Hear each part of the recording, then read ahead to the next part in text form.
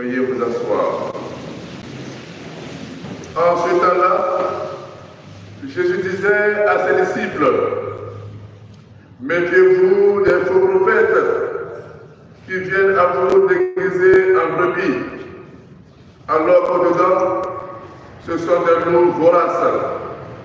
C'est à leurs fruits que vous les reconnaîtrez. Va-t-on cueillir du raisin sur des épines ou de figues sur des chardons? C'est ainsi que tout arbre bon donne de beaux fruits et que l'arbre qui pourrit donne des fruits mauvais. Un arbre bon ne peut pas donner des fruits mauvais, ni un arbre pourri donner de beaux fruits. Tout arbre ne donne pas de beaux fruits est coupé et jeté au feu.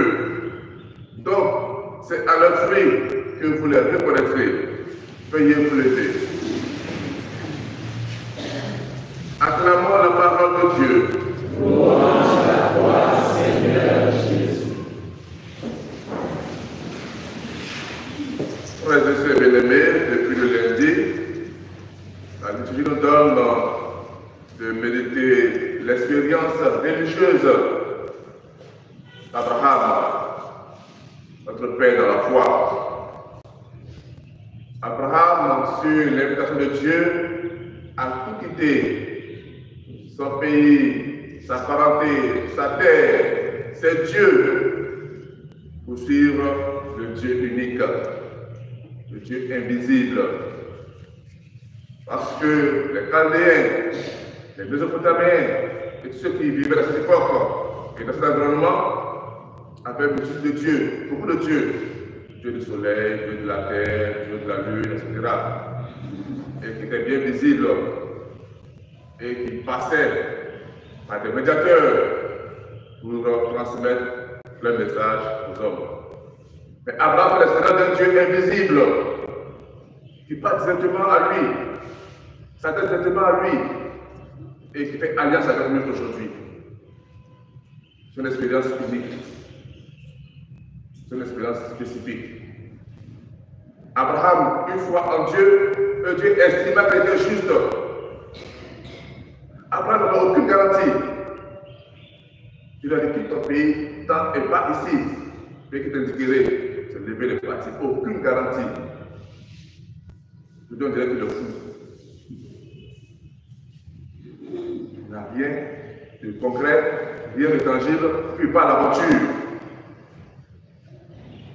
Comme nos jeunes qui vont mourir dans la mer, la Méditerranée, et dans le désert de Libye, leurs fils s'en vont à l'aventure. Il n'y a pas d'accord avec eux. Ils sont venus pour nager ici. Pas de voici à tout pour réussir. Ce n'est pas la thèse. Mais Abraham, sans garantie, a confiance en Dieu. Il a confiance en Dieu. C'est là la foi. C'est là la foi. Nous, aujourd'hui, nous voulons beaucoup de signes. Nous voulons beaucoup de garanties. Nous voulons beaucoup de preuves. Nous attacher à Dieu.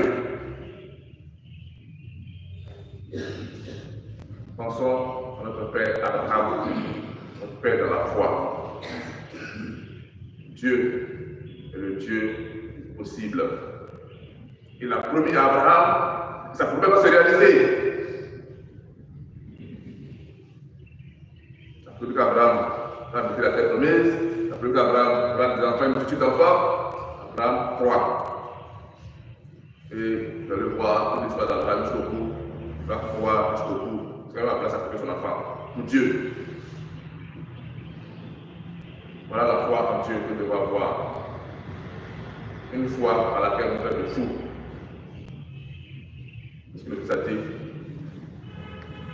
si on prend la même personne est crucifiée, scandale pour les juifs, folie pour les païens.